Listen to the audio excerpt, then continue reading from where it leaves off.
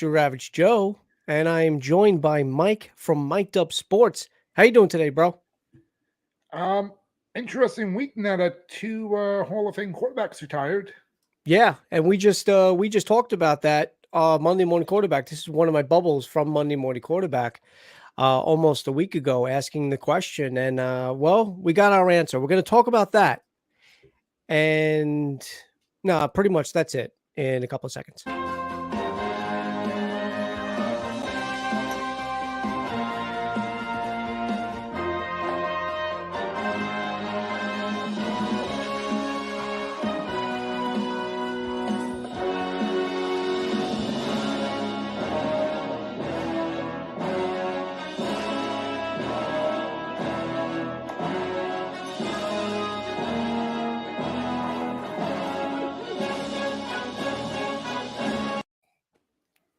Hope you like the new graphic. I like it. Yeah, I hope it doesn't come off as a little homemade because that's exactly what that is. So I was telling Mike, thanks, Crayon Dude. He says cool intro. I was telling Mike, so whenever you Oh, Crayon record, Dude is here. Aloha again, buddy. whenever you record something instead of going live and you premiere it on YouTube, YouTube gives you a bunch of intros that you can attach to the premiere, and they're countdowns. That's all. They start at 2 minutes. You can shorten it to one, which I usually do. I recorded it from my TV screen with my phone just because I wanted something sports related as an intro before my show. So hopefully it looks okay. I'm sorry if you can see part of my TV screen, but whatever it is. All right, let's get into it. Breaking news, bro. The GOAT, Tom Brady, retires today. He officially announced his retirement. Everybody was wondering what he was going to do. There was a few quarterbacks they were wondering. Obviously, Ben hung him up.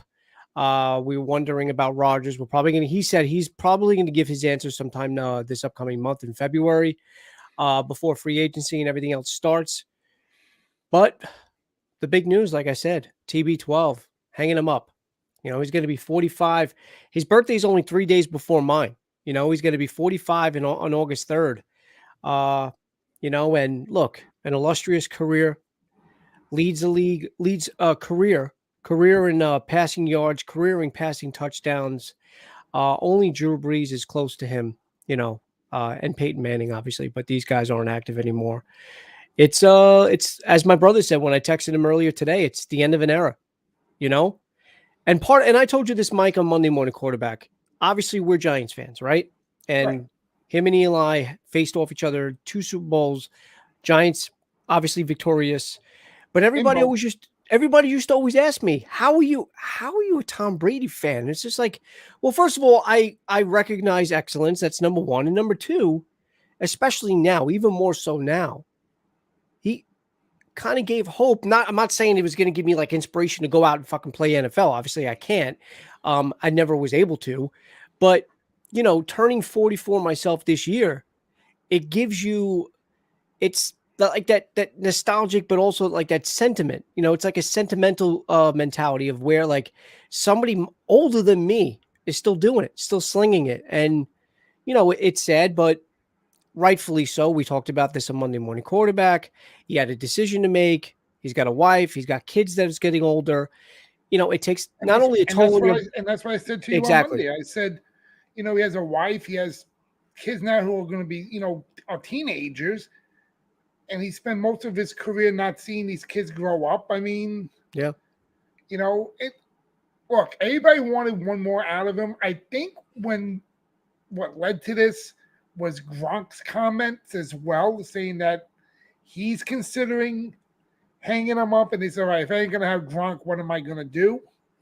Well, not just that. What else did I say could be a mitigating factor? And I think that might have been playing to it as well, is the fact that it's not just Gronk. There's too many guys on that roster that are free agents this year. So where would he go back? He wouldn't even go back to pretty much the same team anyway. Well, now the questions can go. You know, now the questions can go to another 12. Now, does he? Now that this spot is open, would he be interested in going there, taking over for him, and bringing somebody like a Devontae Adams over there? Now that you're missing out free agents, Devontae's a free agent. Aaron doesn't know what he's doing. Would Aaron want to play in a warmer climate for the rest of his career than playing in Denver or Green Bay and freezing his ass off. I mean, it's something to think about. He's another quarterback that a lot of people are waiting on bated breath to see what Russell he Wilson decides. now he still wants to be, if he still wants to be traded, will he be willing to go there as well? Him going isn't going to be the end of the world. Look, I'm the biggest Tom Brady hater. Everybody knows it.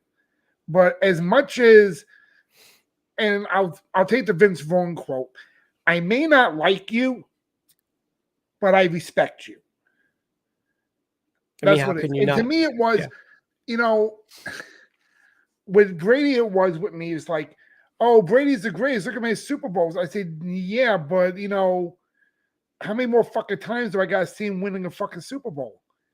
I want to see different people win a Super Bowl. I don't want to see Tom Brady 7 out of 10 times holding a trophy where other quarterbacks he faced could have won those Super Bowls. Could have. Yeah. Could have. Like, I mean, look at Peyton. Look at Mahomes, in his first year. Look at Rodgers last year, I'm not saying if Rodgers would have went to the Super Bowl, if the Packers would have beat the Chiefs, but I think it's a possibility, so yeah, I get it. I don't know. See, that's what I was just about to say. I don't know if he retires. I really don't know, but when, I would assume he wants to at least win another Super Bowl. He's also, he's not that much younger. What is he, 38, 39, Rodgers? He's 38. I mean, he can still play a couple more seasons.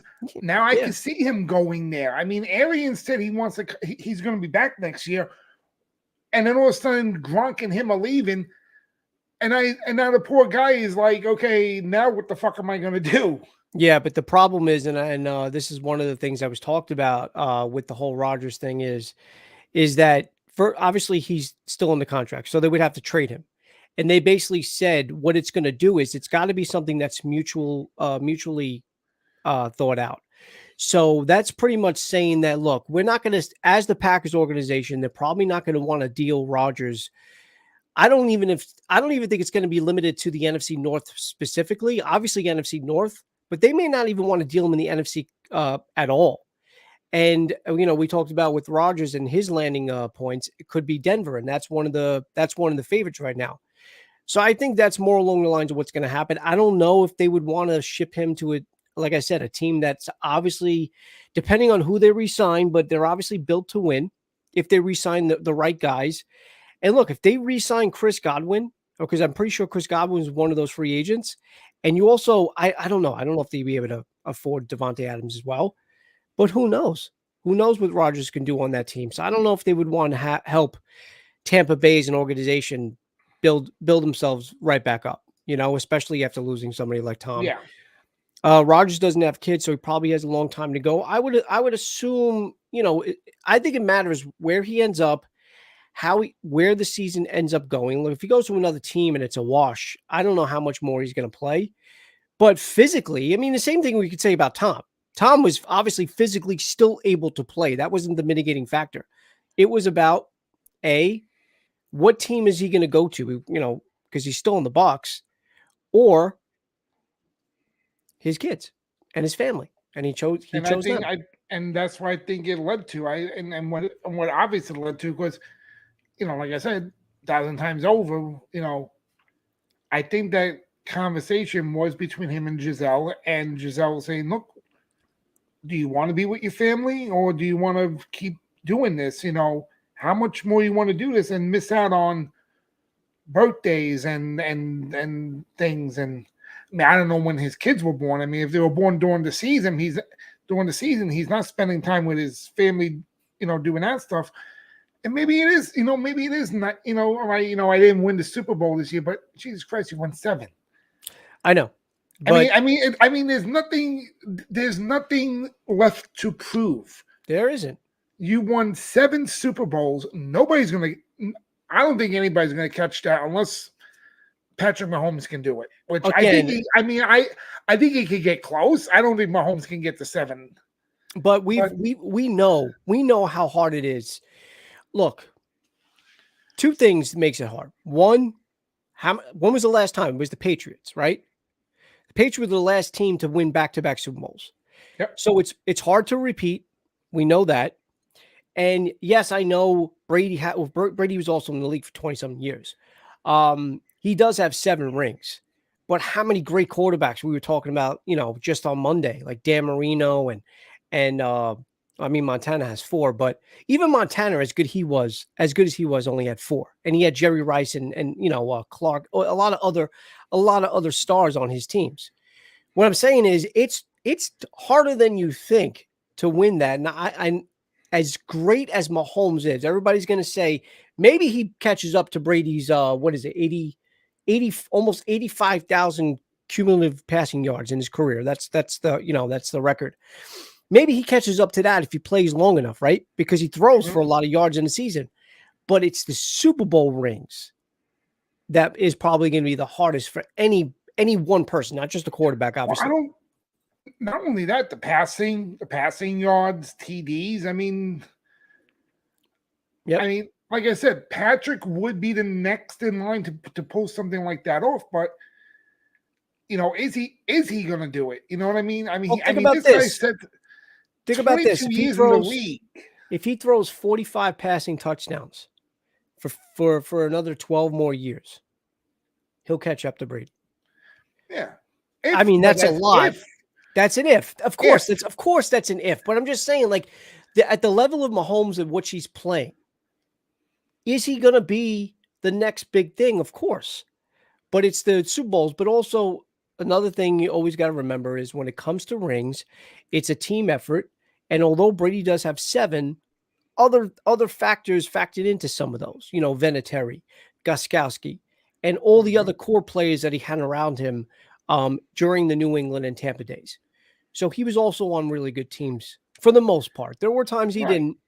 There were times where he was whatever, but they weren't always an explosive offense until he got certain characters like a Randy Moss and Gronkowski and Hernandez and Welker and Branch. Like those is when that's when they started becoming explosive.